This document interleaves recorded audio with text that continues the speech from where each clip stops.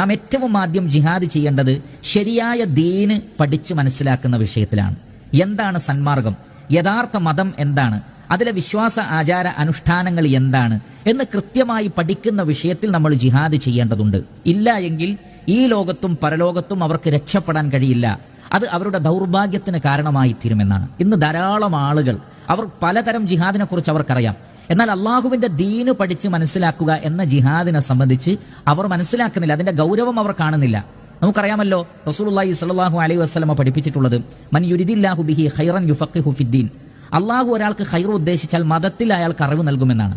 കാരണം ഒരാളുടെ ഇഹപര ഖൈറിന്റെ അടിസ്ഥാനം മതത്തിലുള്ള അറിവാണ്. ആ അറിവ് നഷ്ടപ്പെടുന്നതിനനുസരിച്ച് ഈ ലോകത്തും പരലോകത്തും അയാൾക്ക് വലിയ നഷ്ടമുണ്ടാകും.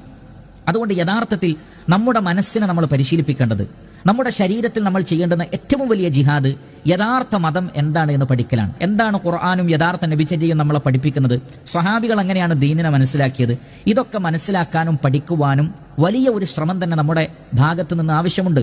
മതവിഷയത്തിൽ തന്നെ പലരും വ്യത്യസ്തങ്ങളായ ഭിന്നാഭിപ്രായങ്ങൾ ഉള്ളതിനാൽ പലർക്കും ഒരു മടുപ്പ് എന്ന ഒരവസ്ഥയുണ്ട്.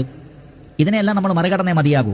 കാരണം ശരിയായ ദീന് പഠിച്ചിട്ടില്ലെങ്കിൽ ഒരിക്കലും നമുക്ക് ഈ ലോകത്തും പരലോകത്തും വിജയിക്കാൻ കഴിയില്ല. അതുകൊണ്ട് ദീന് പഠിക്കുക, ഖുർആനും സുന്നത്തും പഠിക്കാൻ വേണ്ടി കഠിനമായി പരിശ്രമിക്കലാണ് ഏറ്റവും വലിയ ജിഹാദ്.